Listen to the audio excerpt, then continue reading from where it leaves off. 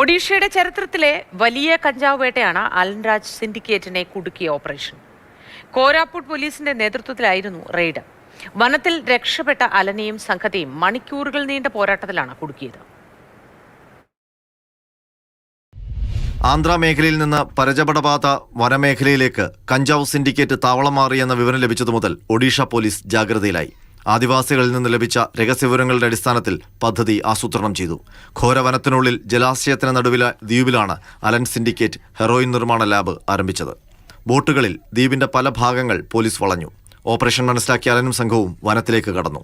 സിൻഡിക്കേറ്റിന്റെ ക്യാമ്പിലെത്തിയ police അവിടുത്തെ സജ്ജീകരണം കണ്ട് ഞെട്ടി. 2000-ഓളം ലിറ്റർ ഹെറോയിൻ കന്നാസുകളിൽ നിറച്ചുവെച്ചിരിക്കുന്നു. ലഹരി വിപണിയിൽ കോടികൾ വിലമതിക്കുന്ന വസ്തു. ഉണങ്ങിയ കഞ്ചാവ് കെട്ട് 1000 കിലോയിലധികം. മൊത്തം 300 കോടിയുടെ വസ്തുക്കൾ. 28 kV ഹോണ്ട ജനറേറ്ററാണ് ലാബിന്റെ പ്രവർത്തനത്തിനായി ഉപയോഗിച്ചത്. ഇൻഡക്ഷൻ കുക്കറും പ്രഷർ കുക്കറും ഉപയോഗിച്ചായിരുന്നു ഹെറോയിൻ കഞ്ചാവിൽ നിന്ന് വാറ്റിയെടുക്കുന്നത്. അവിടെ നിന്ന് അലന്റെ സഹായി ഒഡീഷ സ്വദേശി ലക്ഷ്മൺ ഖിലയെ പിടികൂടി.